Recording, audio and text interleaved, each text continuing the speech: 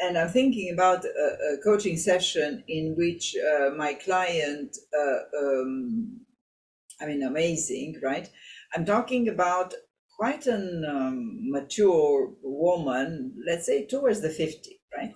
And we were preparing a selection process, right, for the institutions. And in preparing the interview, right, so which the interview that is called competence-based interview. So it's an interview where you should give examples of successes and failures, as simple as that, right? Now, we succeeded to give the successes, which was, let's say, quite an easy task. But then we get to the point of finding or searching for examples of failures, right? And there we were really in a problem. She could not recall one single failure, right? So it's amazing. And then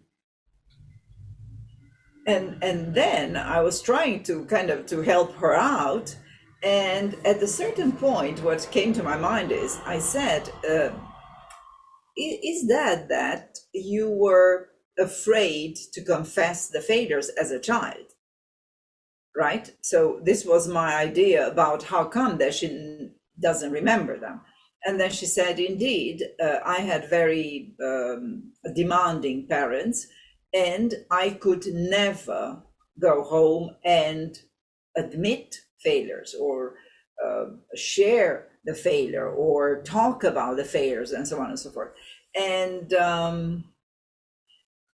so the explanation was obvious.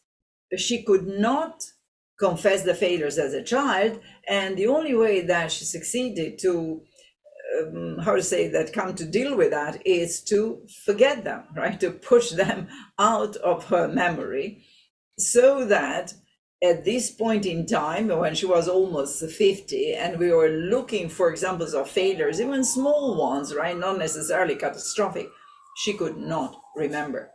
And that is to say, well, we succeeded finally. We kind of, we were digging a lot, and then we succeeded to find the failures finally. And because we succeeded to unblock her from that point, let's say, which is exactly what the Proverbs say. If you do not have a failure, or say, if you have never failures, that means you never tried, you never did something. There's nothing done there, right? And the let's say the happy ending of the situation is that, yes, we succeeded to kind of help her out of this situation, to look at failures in her professional life in a more to de-dramatize these failures, and then to be able to talk about them in an interview, and I would say to feel quite not necessarily comfortable, but at least to feel reasonably comfortable by exposing, explaining, presenting these failures.